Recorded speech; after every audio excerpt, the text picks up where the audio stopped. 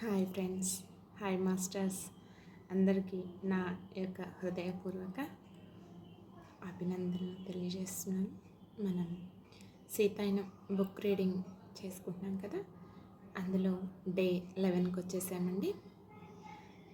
ఈరోజు బుక్ రీడింగ్కి వెళ్ళే ముందు మనం ఒక 5 నిమిషాల పాటు ధ్యానం చేసుకుందాం. ధ్యానం తర్వాత కంటిన్యూ చేసుకుందాం మాస్టర్స్.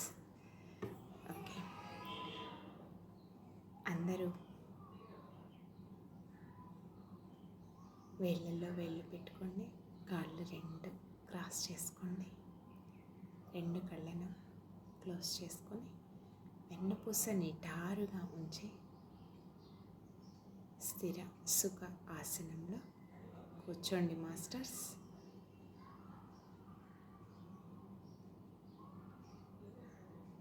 చక్కగా దీర్ఘ శ్వాసని తీసుకోండి.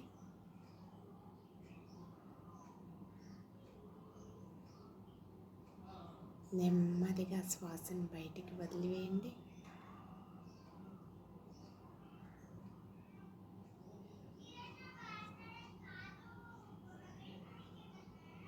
మరొక్కసారి దీర్ఘ శ్వాసను తీసుకోండి.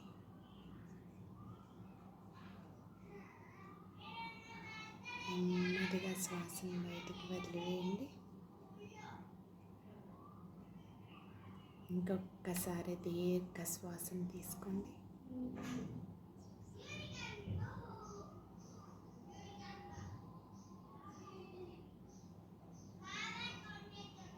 నెమ్మదిగా శ్వాసను బయటికి వదిలివేయండి.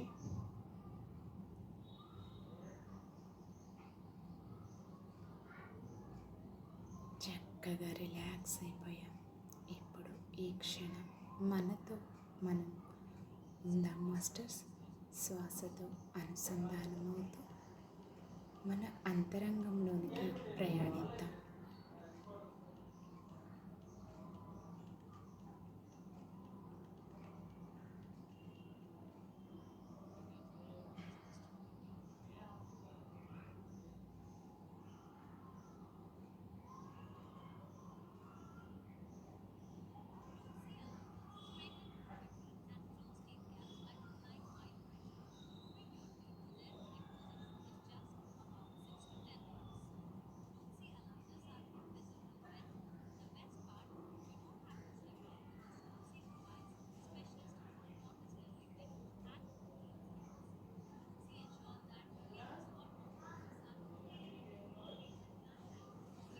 ఎరుకతో ఉందాం మాస్టర్స్.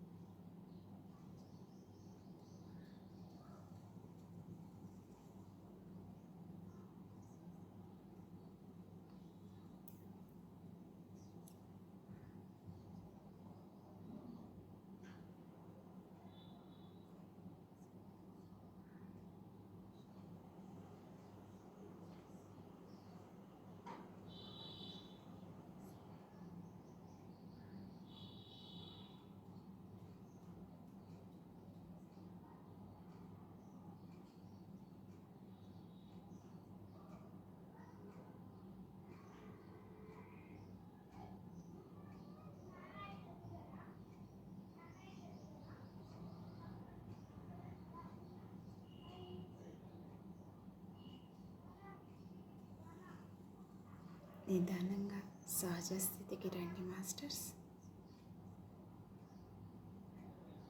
మీ రెండు చేతులను విడదీస్తూ మీ కళ్ళ మీద పెట్టుకోండి. 5, 4, 3, 2, 1, 0. మీ రెండు చేతులను మీ కంటికి ఎదురుగా పెట్టుకొని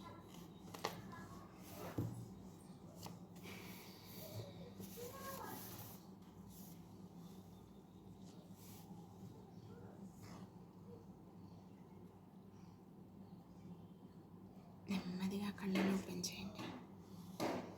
ధ్యానంలో ఉండేవాళ్ళు ఉండండి మాస్టర్స్. ఓకే, ఈరోజు డే 11లో భాగంగా మనం ఈరోజు బుక్ రీడింగ్లో అయోధ్యలో మీనాక్షి పునర్జన్మ, గత అధ్యాయంలో మీనాక్షి అయోధ్యలో మరణించడం గురించి తెలుసుకున్నాం కదా. సో ఇప్పుడు మళ్ళీ ఆ అయోధ్యలోనే మీనాక్షి పునర్జన్మ తీసుకుంటుంది. ఓకే మాస్టర్స్, గత త్రేతాయుగం అంతంలో నేను ఒక క్షత్రియ వంశంలో జన్మించాను. మానవాళి 4 యుగాలు కృత, త్రేత, ద్వాపర, కలియుగాలలో నడుస్తుంది. వాటిలో త్రేతాయుగం 2వది. నా తండ్రి అయోధ్య పరిపాలనా భాగంలో పనిచేసేవారు. ఆయన మహారాజు శ్రీరామునకు విశ్వాసపాత్రుడైన సేవకుడు. శ్రీరామునకు విశ్వాసపాత్రుడైన సేవకుడు. ఆయన పనులు నిర్వహించటంలో అలసట అనేది లేకుండా శ్రమించేవాడు. మా తల్లి నమ్రత గల స్త్రీ. నా తండ్రి కోరికలు, ఆజ్ఞలకు తలవంచి కుటుంబానికి ఆధారంగా ఉండేది. ఇంట్లో పిల్లలందరిలోకి నేను చిన్నదాన్ని, ఆడపిల్లను. నా పేరు అనసూయ. నేనింకా చిన్నపిల్లగా ఉండగానే మా అన్నలు చాలా పెద్దవాళ్ళు అవటం వలన వాళ్లకు పెళ్ళిళ్ళు అయ్యాయి. అందువల్ల నేను ఒంటరిగానే పెరిగాను. సహజంగానే మా అమ్మ వెంట తిరుగుతూ ఆమెకు రకరకాల పనులలో సహాయం చేసేదాన్ని. చాలా చిన్నప్పటి నుంచి నా తల్లిదండ్రులను సేవించటంలో సంతృప్తి పడేదాన్ని. నిజానికి నా జీవితాన్ని ఈ విధంగానే గడపాలని అనుకునేదాన్ని. అప్పుడప్పుడు మా నాన్న మా అమ్మతో అనసూయ మంచి భార్య కాగలదు, ఆమెకు సేవ చేసే తత్వం ఉంది అనేవారు. ఆ చెప్పిన దాంట్లో 2వ భాగం వినటం నాకు చాలా ఇష్టంగా ఉండేది. కానీ చిన్నప్పటి నుంచి నేను పెళ్లి చేసుకోకూడదు అనుకోవటం వల్ల మొదటి భాగం ఇష్టం ఉండేది కాదు. ఆ ఆలోచనే నాకు చాలా ఆందోళన కలిగించేది. అప్పుడు అయోధ్య పురోభివృద్ధి చెందుతూ విస్తరిస్తూ సంపద ఆవిష్కరణలు పెంపొందుతూ ఉన్నాయి. మా తండ్రి దూర తీరాలకు ప్రయాణిస్తూ ఉండేవారు. నాకు 7-8 ఏళ్ళు వచ్చేసరికి శ్రీరాముడు తన 2 కుమారులకు రాజ్య పరిపాలనను అప్పగించి మరణించారు.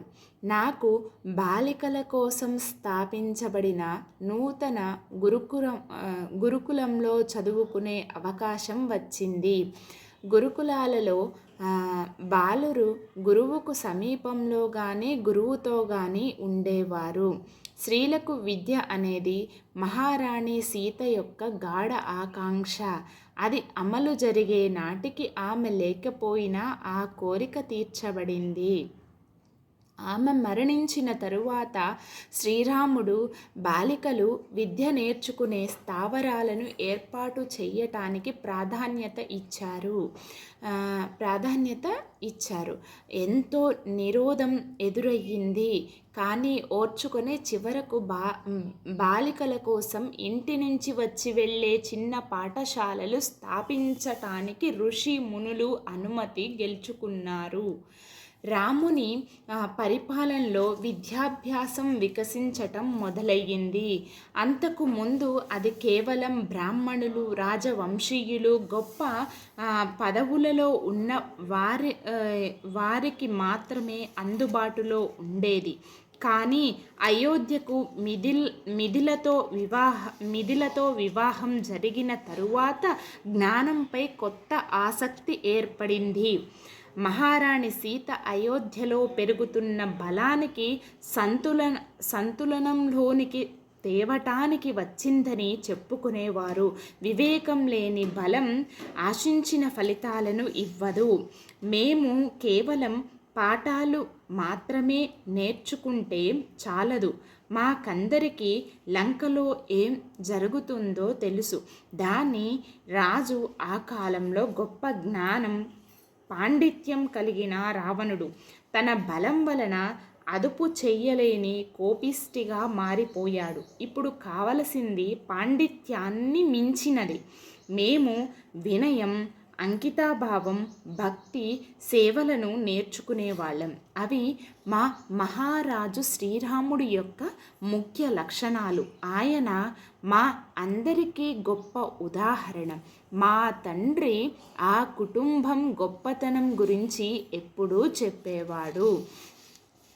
మా మహారాజు బాలికల విద్యను ప్రోత్సహించాడు. మా నాన్నకు నన్ను గురుకులానికి పంపటం అంత ఇష్టం లేకపోయినా మా కుటుంబంలో నేను మొదటి బాలికను కనుక పంపించటం తన విధిగా అనుకున్నాడు. అక్కడ జీవితం భిన్న అనుభవాలను ఇచ్చింది. గురుకులంలో చాలా సంవత్సరాల తరువాత ఒకానొక రోజు మా గురువు శ్రీరాముడు రాకుమారి సీతల గురించి చెప్పారు. సీతను రావణుడు అపహరించుకుపోతున్న సందర్భంలో నేను బిగ్గరగా ఏడుస్తూ, ఇది నిజం కాదు. పోతున్న సందర్భంలో నేను బిగ్గరగా ఏడుస్తూ, ఇది నిజం కాదు అంటూ ఆ గురుకులాన్ని విడిచి పరిగెత్తాను. కథలో ఈ భాగం నిజమేనని నాకు నచ్చచెప్పటం ఎవరి వల్ల కాలేదు. మా నాన్నను పిలిచి వణుకుతున్న నన్ను ఇంటికి పంపించారు. ఆ తరువాత నేను గురుకులానికి వెళ్ళాను అని చెప్పాను. వెళ్ళను అని చెప్పాను. ఎవరు ఇలా చెప్పింది? అనసూయ. అంటే అనసూయ సీతను అపహరించటం నమ్మలేకపోతుందన్నమాట. అది జీర్ణించుకోలేక ఇంకా నేను గురుకులానికి వెళ్ళను అని వాళ్ళ నాన్నగారితో చెప్తుంది. మా తండ్రి నాకు విషయాన్ని కారణాలతో వివరించటం మొదలుపెట్టాడు. మహారాణి సీతను అపహరించటం కాకపోతే యుద్ధానికి దారి తీసింది ఏమనుకుంటున్నావు అని అడిగాడు ఒకరోజు. నాకు తెలియదు, కానీ ఆమె అపహరించబడలేదని నాకు తెలుసు. ఆ విషయం ఖచ్చితంగా చెప్పగలను అని నేను ఏడుస్తూ చెప్పాను. అప్పుడు మా ఇంట్లో కథలోని ఈ భాగాన్ని ఎప్పుడూ చర్చించవద్దని నిబంధన విధించారు. నాకు సంబంధించినంత వరకు మహారాజు మహారాణి వనవాసానికి వెళ్ళి వారి సమయాన్ని అక్కడ పూర్తి చేసుకొని 14 సంవత్సరాల తరువాత తిరిగి వచ్చారు. యుద్ధం జరిగింది. రావణుడు ఓడిపోయాడు. కానీ దానితో మా మహారాణికి ఏ సంబంధం లేదు. సీత అపహరణం అనే ఈ భాగం ఆమెను చిన్న చూపు చూడటమని, ఆమె సామర్థ్యాలను తక్కువ చెయ్యటం అని నేను భావించాను. ఖచ్చితంగా ఆమె తనను తాను రక్షించుకొని ఉంటుందని భావించాను. అరణ్యంలోకి అడుగుపెట్టి అక్కడ 14 సంవత్సరాలు నివసించగలిగిన వారికి స్వీయ రక్షణా మార్గాలు తెలియకుండా ఉండవు. అంతేకాదు, మహారాజు శ్రీరాముడు ఈ విధంగా జరగటానికి అనుమతించడు. నేను ఈ విధంగా ఆలోచించాను, కానీ కథలోని ఈ భాగం వల్ల నాలో చెలరేగిన ఉద్వేగాలను నేనెప్పుడు బయట పెట్టలేదు. గురుకులం నుంచి వచ్చిన తరువాత సమయంలో ఎక్కువ భాగాన్ని మా అమ్మకు వంటలో తోడ్పడటంలో గడిపేదాన్ని. ఒకానొక రోజు నేను మా అమ్మ అద్భుతమైన వంట తయారు చేసిన సందర్భం నాకు జ్ఞాపకం ఉంది. సేవకులలో ఒకరు నా భోజన పళ్ళాన్ని మేము భోజనం చేసే గదికి తీసుకువస్తుండగా ఆమె చెయ్యి జారి భోజనం అంతా నేల మీద పడిపోయింది. నేను వెంటనే దానిని శుభ్రం చేయటానికి పరుగెత్తాను. మోకాళ్లపైన కూర్చొని అదంతా తుడుస్తూ ఉండగా మా నాన్న ఆ గదిలోకి వచ్చారు. ఆయన నన్ను కోపంగా చూస్తూ, నేల మీద నుంచి లే, ఆ పని సేవకులు చేస్తారు అన్నారు. నాతో ఆయన అంతకుముందు ఎన్నడూ అలా కోపంగా మాట్లాడకపోవటంతో నేను కంగారు పడ్డాను. నేను చిన్నబుచ్చుకోవటం చూసిన మా అమ్మ నన్ను పక్కకు తీసుకువెళ్ళి, ఇంట్లో ప్రతి ఒక్కరికి వాళ్ళు చేయవలసిన విధులు ఉంటాయని, వాటిని మనం గౌరవించాలని మీ తండ్రి నమ్మకం అని వివరించింది. అప్పటి నుంచి నేను సేవకులకు అప్పగించిన పనులు చేయటం లేదు. కానీ నాకు అది అర్థం కాలేదు. ఆ సంఘటన చాలా కాలం నాలో నిలిచిపోయింది. అయోధ్యలో నాకు ఇష్టమైన చోటు సరయూ నది. ఆమె అందమైన నది, స్ఫటికంలా స్పష్టమైనది. పక్షిలా కదులుతూ ప్రవహిస్తున్నప్పుడు ఆమె అలల నుంచి పాట వెలువడినట్లు ఉండేది. ఆమె పక్కన కూర్చొని ఆ సంగీతం వినటం నాకు గాఢ అంతర్తృప్తినిచ్చేది. అనుమతిస్తే అక్కడే గంటల కొద్దీ ఉండేదాన్ని. కానీ చాలా అరుదుగా ఆ అవకాశం లభించేది. వాణిజ్యం, మా రకాల కోసం మా నగరానికి అనేక మంది విదేశీయులు రావటంతో బాలికలు ఒంటరిగా బయటకు రావటం సురక్షితంగా భావించటం లేదు. నాకు నా స్నేహితురాలు సరయూ నదిని దర్శించే అవకాశం వచ్చినప్పుడల్లా నేను మా సేవకులలో ఎవరో ఒకరిని తోడు తీసుకువెళ్ళవలసి వచ్చేది. అది నా ఆనందంలో కొంత భాగాన్ని హరించేది. నా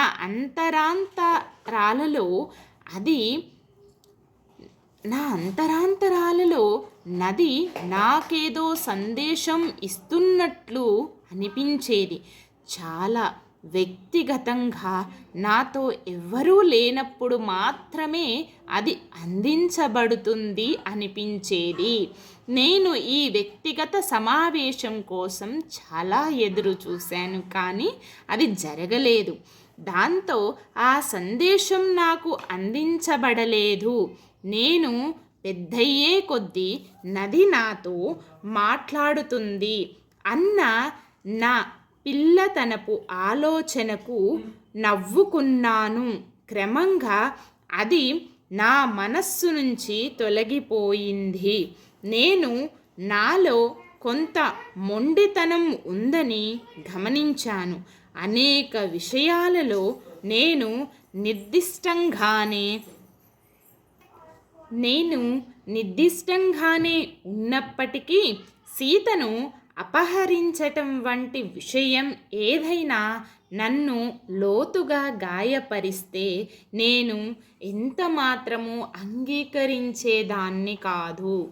నా పెళ్లి గురించి చర్చలు జరుగుతున్నప్పుడు నాకు అటువంటి జవాబే ఇచ్చాను. నా పెళ్లి గురించి చర్చలు జరుగుతున్నప్పుడు కూడా అటువంటి జవాబే ఇచ్చాను. మా నాన్నకు సన్నిహితుడు, పరిపాలనా విభాగంలోనే పనిచేస్తున్న ఒక వ్యక్తికి నా వయస్సుకు దగ్గరగా ఉన్న వయస్సు గల కొడుకు ఉన్నాడు. మా నాన్న అది మంచి సంబంధంగా భావించి అప్పుడప్పుడు నాతో అంటూ వచ్చాడు. నేను దానిని తీవ్రంగా పరిగణించక ఎన్నడూ బదులు చెప్పలేదు. కానీ ఒకానొక రోజు ఆయన నిశ్చయంగా ఆ విషయం గురించి నాకు పెళ్లి వయస్సు వచ్చిందని మాట్లాడారు. ఆయన కంఠంలోని తీవ్రతను విన్న నేను ఏడుస్తూ నెన్నటికీ పెళ్లి చేసుకోను అన్నాను. నన్ను ఓదార్చటానికి ఆయనకు కొంత సమయం పట్టింది. ఎందుకంతగా ఏడ్చావు? ఆయన ఆశ్చర్యంగా అడిగారు. ఆడపిల్లలందరూ మంచి భర్త గురించి కలలు కంటూ ఉంటారు. నన్ను బలవంతం చెయ్యవద్దు నాన్న, గుండె ఎగసిపడుతుండగా అన్నాను. నా కళ్ళల్లో భయం చూసి ఆయన నన్ను సముదాయించబోయారు. నేను నిన్ను ఎప్పుడూ ఏదీ చెయ్యమని బలవంతం చెయ్యలేదు. కానీ అమ్మా, నేను నీ ఆలోచనలు తెలుసుకోవాలనుకుంటున్నాను. ఎందుకు ఇంత తీవ్రంగా ప్రతిస్పందిస్తున్నావు?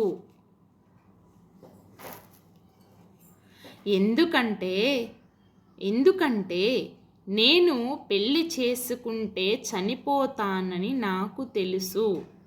లేకపోతే నా పిల్లలైనా చనిపోతారు. నా ముఖం కన్నీటితో నిండిపోయింది. చనిపోవటమా? అర్థం లేని సంగతి. ఇదంతా నీకు ఎవరు చెప్పారు? నాకు భయంకరమైనది ఏదో సంభవిస్తుంది, అది నాకు తెలుసు. విషయాలు తీవ్రంగా మారటంతో నేను భూమిలాగా కంపించిపోయాను. నా స్థితి చూసి నన్ను మెల్లగా తన చేతులలోకి తీసుకొని, నేను ఎన్నడూ నీకు ఏదీ జరగనివ్వను అని చెప్పారు. మా తల్లిదండ్రులు నిజంగా హెచ్చరించే వరకు ఈ విధంగానే చాలాసార్లు జరిగింది. నా ఉద్వేగాలను నేను అర్థం చేసుకోలేదు. నాకు తెలిసిందల్లా, నేను పెళ్లి చేసుకుంటే భయంకరమైనది ఏదో సంభవిస్తుంది అని నా అంతరాలలో అనిపించటమే. ఆ ఆలోచనే నా శరీరాన్నంతా కూడా భయముతో నింపేది. చివరగా ఒక రాత్రి మా నాన్న మా అమ్మతో నాలో ఆ భయాన్ని పోగొట్టగల వారెవ్వరైనా ఉన్నారా అని అడుగుతుంటే, నేను ఉన్నాను. మా అమ్మ నన్ను స్వస్థకుల వద్దకు తీసుకువెళ్ళటం, ఔషధ వృక్షాల నుంచి రసాలు సేకరించి ఇవ్వటం, పూజారులతో ప్రత్యేక పూజలు చేయించటం అన్నీ చేసింది. కానీ నాలో భయాన్ని అవేవి కూడా పోగొట్టలేదు. ఆ తరువాత ఒకానొక సాయంత్రం వారి మధ్య జరుగుతున్న సంభాషణ నేను విన్నాను. మా అమ్మ నాన్నతో మిథిల నుంచి మహారాణితో వచ్చిన ఒకానొక పరిచారిక ఇంకా బ్రతికి ఉందని, ఆమెకు స్వస్థతా శక్తులు ఉన్నాయంటారని చెప్పింది. అయితే ఆమె చాలా దూరంలో ఉంది. ఆమె ఇప్పటికీ మహారాణితో తాను చివరి రోజులు గడిపిన ఆశ్రమ సమీపములో ఉంది. ఆమె చూస్తోందో లేదో, సహాయం చేయగలదో లేదో తెలియదు. అయితే ప్రయత్నించటం మేలు. మనకు వేరే మార్గం ఏదీ లేదు. గాఢంగా పాతుకుపోయిన భయం బహుశా గత జన్మల నుంచి వచ్చి ఉండవచ్చు. ఆమె ఈ జన్మలో ఆనందంగా ఉండాలంటే దానిని పరిష్కరించాలి. మన మహారాణి ఆశీస్సులు ఆమె ద్వారా ప్రసరిస్తూ ఉండవచ్చు అన్నారు నాన్న. ఆమె ఇప్పటికే ముసలిదైపోయి ఉంటుంది. ఇంకా ఎక్కువ కాలం బ్రతకకపోవచ్చు. ఆమె గురించి నేను విని కూడా చాలా కాలమయ్యింది. మహారాణి ఆమెకు ఔషధ మొక్కల గురించి జ్ఞానం అందించిందని తప్ప ఆమె గురించి నాకు ఇంకేమీ తెలియదు. ఇక్కడి వాళ్ళు అంత దూరం ప్రయాణించి ఆమె వద్దకు ఆరోగ్యం కోసం వెళ్తుంటారు. ఆమె పేరు సోమ. నేను బయట నుంచుని మౌనంగా వింటున్నాను.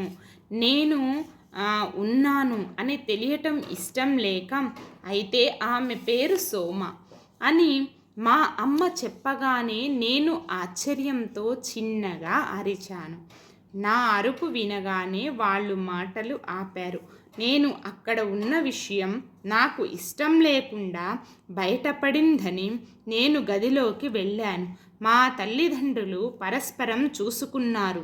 నాకేం చెప్పాలో తెలియక, నాన్న, నేను కూడా మీరు కోరుకుంటున్నట్లే ఈ భయాన్ని పోగొట్టుకోవాలనుకుంటున్నాను. మనం మా శ్రీ వద్దకు వెళదాము. ఆమె నాకు సహాయం చెయ్యగలదు అనిపిస్తోంది. బ్రతిమాలాను నేను. అవును, నిజమే. మీ అమ్మ నిన్ను తీసుకువెళుతోంది. అది దూర ప్రయాణం అయినా వస్తువులు సేవకులతో వెళుదురు, కానీ దానివల్ల జాగ్రత్తగా వెళ్ళి రావచ్చు. అది చాలా దూర ప్రయాణం అయినా వస్తువులు సేవకులతో వెలుదురు, కానీ దానివల్ల జాగ్రత్తగా వెళ్ళి రావచ్చు. ఆయన మాటలకు నా గుండె అల్లాడిపోయింది.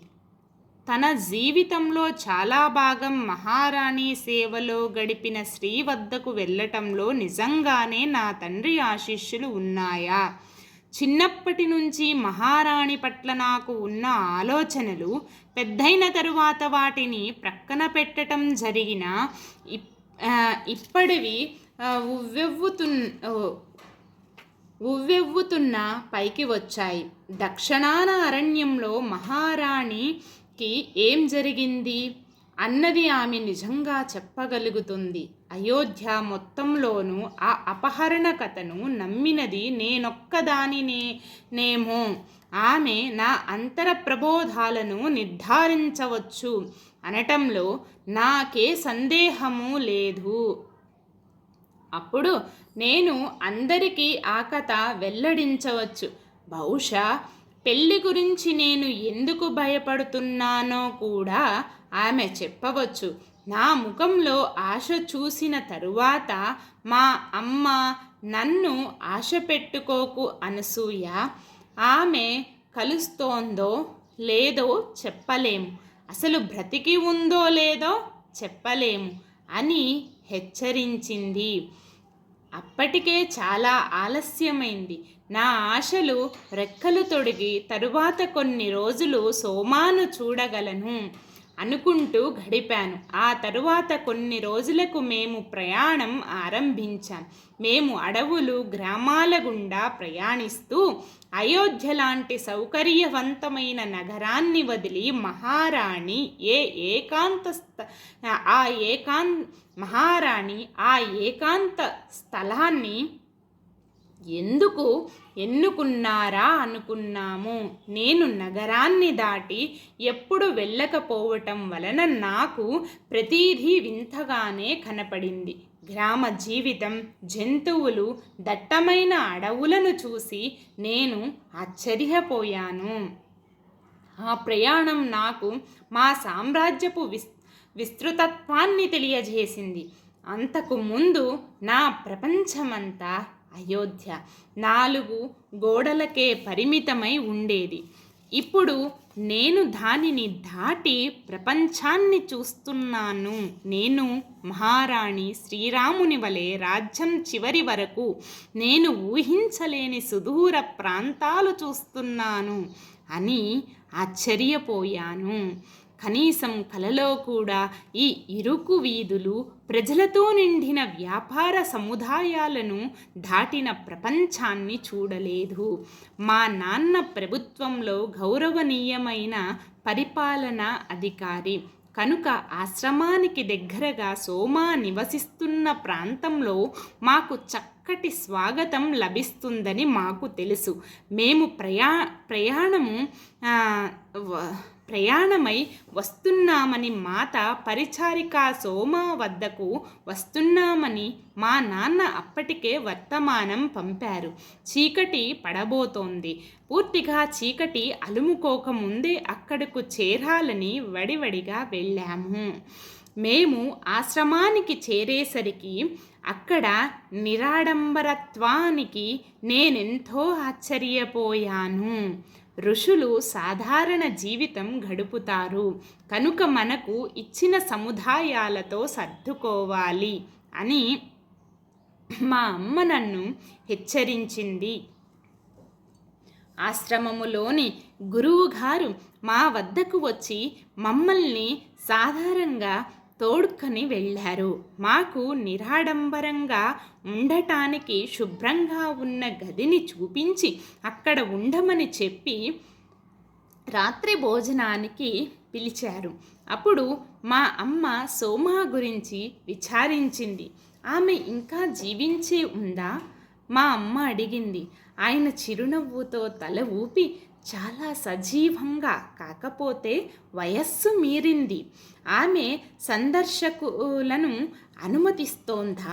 మేము అంత దూరం నుంచి ఆమె కోసమే వచ్చాము. ఆమెకు స్వస్థత శక్తులు ఉన్నాయని విన్నాము అంది మా అమ్మ. ఆయన నవ్వాడు. ఆ విషయాన్ని అవును కాదు అని చెప్పకుండా సీతాదేవి తన భౌతిక రూపాన్ని వదిలి ఎన్నో సంవత్సరాలయ్యింది. మొదట్లో చాలామంది సోమా వద్దకు వచ్చేవారు, కానీ ఇప్పుడు చాలా అరుదుగా వస్తున్నారు. అయోధ్య వాసులు స్వస్థత కోసం వచ్చారో లేదా తాము వచ్చిన దాన్ని వారు పొందారో లేదో నేను చెప్పలేను. సోమ తనకు స్వస్థత శక్తులు ఉన్నవి అన్న విషయాన్ని త్రోసిపుచ్చుతుంది. ఆమె ఇచ్చేదంతా మాత. అయోధ్యవాసులు స్వస్థత కోసం వచ్చారో లేదా తాము వచ్చిన దాన్ని వారు పొందారో లేదో నేను చెప్పలేను. సోమ తనకు స్వస్థతా శక్తులు ఉన్నవి అన్న విషయాన్ని త్రోసిపుచ్చుతుంది. ఆమె ఇచ్చేదంతా మాత నుంచి వస్తుందని చెబుతుంది. దేవి సీతను ఆమె అలాగే పిలుస్తుంది. ఇప్పుడు ఆ దిశగా వెళ్ళుతున్న మునులు మాత్రమే వస్తారు. ఆమె వయస్సును పక్కన పెట్టి వారందరికీ ఆహారపు ఏర్పాట్లు చేస్తుందని విన్నాను. మీకు కూడా ఆహారం ఆమె అందిస్తుందని అనటంలో సందేహం లేదు అంటూ నవ్వి, అయితే మీరు ఇక్కడ భోజనం చేసి ఎన్నాళ్ళు ఉండాలనుకుంటున్నారో ఉండండి. ఎన్నాళ్ళు ఉండాలనుకున్నా ఉండండి. మీ కుమార్తెకు స్వస్థత చేకూరుతుందో లేదో కానీ సోమాను చూడటం అనేది మీ సుదీర్ఘ ప్రయాణానికి మంచి ఫలితమే. అది విలువ కలిగినదే. కానీ నేను ఒక విషయంలో మిమ్మల్ని హెచ్చరించాలి. ఆమె ఈ మధ్యకాలంలో ఎక్కువ మౌనంగా ఉంటూ తక్కువ మాట్లాడుతోంది. ఇప్పటికే ఆమె వేరే ప్రపంచంలోకి అడుగుపెట్టినట్లు ఉంది. అప్పుడప్పుడు నేను ఆమెను చూడటానికి వెళ్తాను, కానీ నేను నిశ్శబ్దంగా కూర్చుంటాను. కొన్నిసార్లు ఆమె కళ్ళు కూడా తెరవదు. నేను అక్కడ ఉన్నానని ఆమెకు తెలుసో లేదో కూడా తెలియదు. అయినా ఆమె శరీరం నిలిచే ఉంది. తమ మాత తనను తీసుకువెళ్ళటానికి వచ్చినప్పుడు మాత్రమే తాను వెళతానని ఆమె నాతో చెప్పింది. ఆమె ఆ క్షణం కోసం ఎదురు చూస్తూ ఉంది. ఆ రాత్రి నేను నిద్రపోలేకపోయాను. అయితే అది నాకు సౌకర్యం లేకపోవటం వల్ల కాదు. ప్రతిదీ సరిగ్గానే అమరి ఉంది. అయితే ఏదో ఉత్కంఠ, వర్ణానతీతమైన ఆకాంక్ష. నేను మాకు ఇవ్వబడిన చిన్న కుటీరం బయట ఆకాశంలోని నక్షత్రాలను చూస్తూ కూర్చుండగా హఠాత్తుగా నన్ను ఒకానొక ఉద్వేగం చుట్టుముట్టి నా ఛాతి ఎగిరిపడింది. ఏ కారణం లేకుండానే కన్నీళ్లు వచ్చాయి. ప్రయాణంలోనే ఈ సందర్శన తరువాత మా తండ్రి కోరిన పెళ్లి చేసుకోవాలని పర్యావసానంగా నేను నా భర్త లేదా మా పిల్లలు మరణించినా సరే అనుకున్నాను. ఏం సంభవించబోతున్నా నేను దానిని అంగీకరిస్తాను. మా తల్లిదండ్రులకు విచారాన్ని, ఒత్తిడిని కలిగించను. నేను నా బాధను నా లోపలే దాచుకుంటాను. దానివల్ల వారికి అది తెలియదు. అయితే ఇప్పుడు నా కన్నీళ్లకు కారణం ఇది కాదు. అవి బాధ వల్లనో లేక భయం వల్లనో వచ్చినవి కావు. అవి నిశ్చింత వలన వచ్చినవి. నిశ్చింత దేని వల్లనో నాకు తెలియదు. నాకు తెలిసిందంతా ఈ పరిచారిక సోమాను కలవటం నాకు హాయిని ఇస్తుందని మాత్రమే. నేను మా అమ్మ నిద్రలేవటం కోసం రాత్రంతా ఎదురు చూశాను. ప్రొద్దున ఆమె లేచేసరికి నేను దుస్తులు ధరించి వెళ్ళటానికి సిద్ధమై ఉన్నాను. ముందుగా మనం భోజనం చేద్దాం, నా తొందరను తగ్గించటానికి ఆమె అంది. నేను తల ఊపాను. కానీ నా ఆతృతను మా అమ్మ పసికట్టి తొందరగానే సిద్ధమైంది. భోజనం తరువాత ఆశ్రమవాసులలో ఒకరు మమ్మల్ని సోమా కుటీరం దగ్గరకు తీసుకువెళ్ళారు. అది ఎక్కువ దూరం కాదు, కానీ అడవిలో నుంచి వెళ్ళాల. త్వరలోనే చెట్లు ఎక్కువ లేకుండా రాళ్ళు పక్కన నిర్మించబడిన చిన్న నివాసం కనపడింది. నా ఆతృత పెరిగింది. అది కనిపించగానే మాతో వచ్చిన వ్యక్తి వెళ్ళిపోయాడు. తలుపు దగ్గరకు వెళ్ళి నేను ఆగిపోయాను. మా అమ్మ కూడా ఆగింది. నేను ఒక్కదానినే లోనికి వెళ్తే నువ్వు ఏమైనా అనుకుంటావా అమ్మా అని అడిగాను. ఆమె నవ్వి, లేదు, నేను బయట ఎదురు చూస్తాను అంది. నేను తలుపు గట్టిగా తోసి తెరిచాను. ఉదయపు సూర్యకాంతి కిరణాలు లోపల చీకటిని తరుముతున్నాయి. గదిలో ఒక మూల నేల మీద ఒక స్త్రీ కూర్చొని ఉండటం నేను చూశాను. ఆమె మీద ఒక సూర్యకిరణం పడి నా ముందు ఒక అందమైన యువతి తన గుండ్రటి ముఖం చుట్టూ నల్లటి వెంట్రుకలు పరుచుకొని కాషాయ వస్త్రంతో తల కప్పుకొని ఉండటం చూశాను. అది ఆ రక్షణం మాత్రమే. నేను దగ్గరకు వెళ్ళే కొద్దీ ఆ అందమైన స్త్రీ వృద్ధ మహిళగా మారి కళ్ళు మూసుకొని ధ్యాన స్థితిలో ఉండి ముఖం ఆకాశం వైపు చూస్తూ ఉంది. ఆమెను చూసిన క్షణంలో నా ఊపిరి ఆగిపోయినట్లు అయ్యింది. సముద్రపు అలలలాగా నాలో ఉద్వేగాలు సుడితీరాయి. నాకు నవ్వాలో, ఏడవాలో, ఉండాలో, వెళ్ళిపోవాలో, నేను ఉన్న చోటే నిలబడాలో, దగ్గరకు వెళ్ళాలో తెలియలేదు. నిమిషాలు గడిచినా నేను కదలలేదు. బహుశా ఉదయ కిరణాల ప్రకాశం ఆమెను ఈ లోకంలోకి తెచ్చినట్లుంది. బిడ్డ, లోపలికి రా అన్న బలహీనమైన స్వరపు పిలుపు నన్ను ఆ చిన్న గదిలో ఆమె కూర్చున్న వైపుకు నడిపించింది.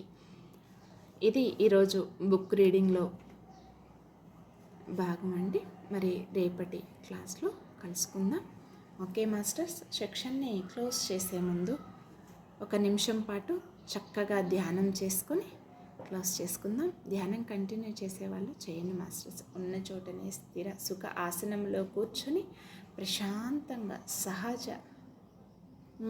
సహజంగా జరిగే శ్వాసను గమనిస్తూ అంతరంగంలోకి ప్రయాణం చేస్తూ ఈ జ్ఞానాన్ని సంపూర్ణంగా మనలో నింపుకుందాం మాస్టర్స్.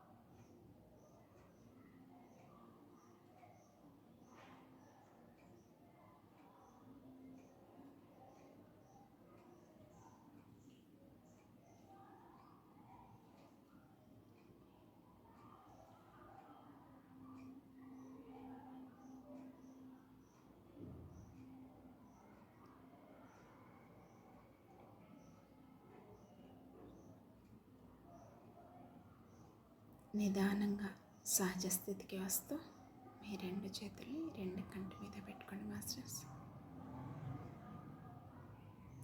5 4 3 2 1 0. మీ 2 చేతుల్ని మీ కంటికి ఎదురుగా పెట్టుకోండి. నిదానంగా కళ్ళని ఓపెన్ చేసుకోండి masters. Thank you masters. Thank you.